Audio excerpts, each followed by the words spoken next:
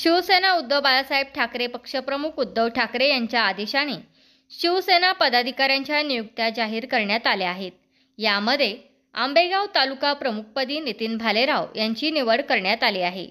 माजी जिल्हा प्रमुख दत्ता गांजळे यांनी काही दिवसांपूर्वी शिवसेना शिंदे गटात प्रवेश केल्यानंतर शिवसेना उबाटा पक्षाचे पुणे जिल्हाध्यक्ष सुरेश भोर, राजाराम बानखिले यांच्या शिफारसीनुसार नितीन भालेराव यांची तालुका प्रमुखपदी निवड करण्यात आली आहे।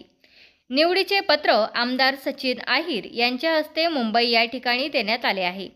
तालुका प्रमुखपदी निवड झाल्यानंतर आंबेगाव तालुक्यात शिवसेना उद्धव बाळासाहेब ठाकरे पक्ष वाढीसाठी काम करणार असून गावागावात पक्षाची शाखा सुरू करणार आहे। तसेच येणाऱ्या जिल्हा परिषद, पंचायत समिती, नगरपंचायत निवडणुकीत शिवसेना पक्षाची ताकद दाखवून देऊ असे नितीन भालेराव यांनी सांगितले। तालुका प्रमुख नितीन भालेराव हे कळंब येथील उद्योजक व गावचे विद्यमान ग्रामपंचायत सदस्य असून शिवसेना उद्धव बाळासाहेब ठाकरे यांचे कट्टर कार्यकर्ते म्हणून त्यांची ओळख आहे। गावाचे विविध सामाजिक कार्यकारी कार्यक्रमात ते नेहमी सहभागी असतात।